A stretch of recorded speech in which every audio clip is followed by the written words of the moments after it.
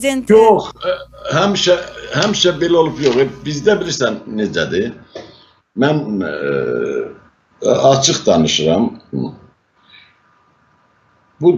Bizim dövləti idarə edənlər, mən sənə açıq deyirəm ki, adətən etnik qrupları başına yığır və etnik qruplar da bu məsəl üçün onlar üçün fərqi yoxdur. Kim olur olsun. Onlar da bilirsən özləri qazanc dalından qaçırlar. Ona görə də həyatı boyu belə olur. Ona görə də düzgün yol bilirsən bizdə ziyalılıq azdır. Siz elə bilirsiniz ki, kimin diplomu varsa o ziyalıdırmı? Xeyr, ziyalı əgər vətəninə xeyir vermirsə, əgər heç olmasa öz kəndinə bir xeyir vermirsə, bir ziyalılıq gətirə bilmirsə, o ziyalı hesab eləmirəm.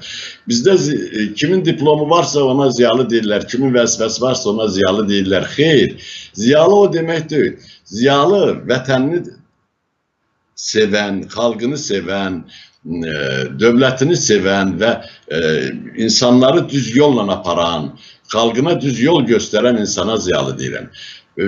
Elə adam var ki, lap öz sənətini çox yaxşı bilir və yaxşı da pul qazanır, evinə də pul aparır, arvadına da yaxşı şuba alır.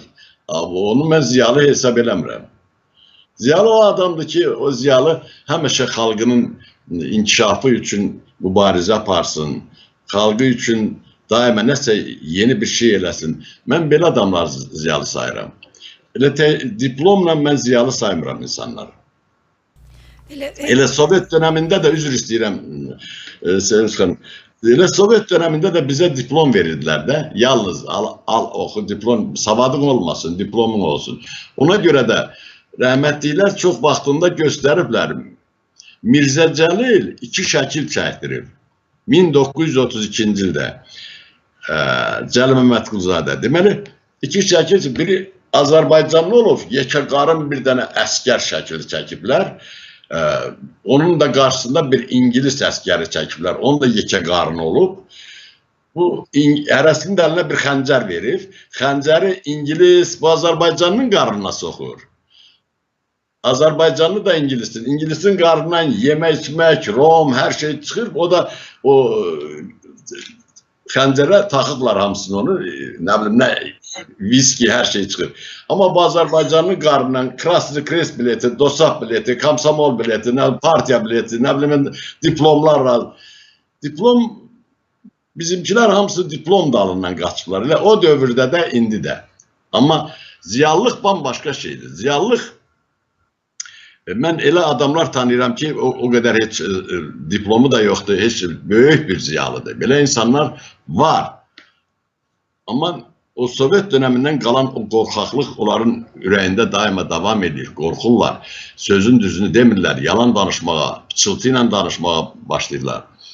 Bilirsən, bu da çox açıq deyirəm, xalqa da ziyandır, vətənimizə də ziyandır, dövlətə də ziyandır, dövlətçiliyimizə də ziyandır. Bilirsən, mədəni bir ölkə qurmalıyıq biz. Mən hələ onu çatdırım ki, mənim institut müəllimlərim olub. Onlar mənə söyləyərdilər. Onların 70-80 yaşı vardı mənə dərs deyəndə. İnanırsınız, tibb universitetində, onda tibb institutu adlanırdı. 70-80 yaşları olan alimlər idilər.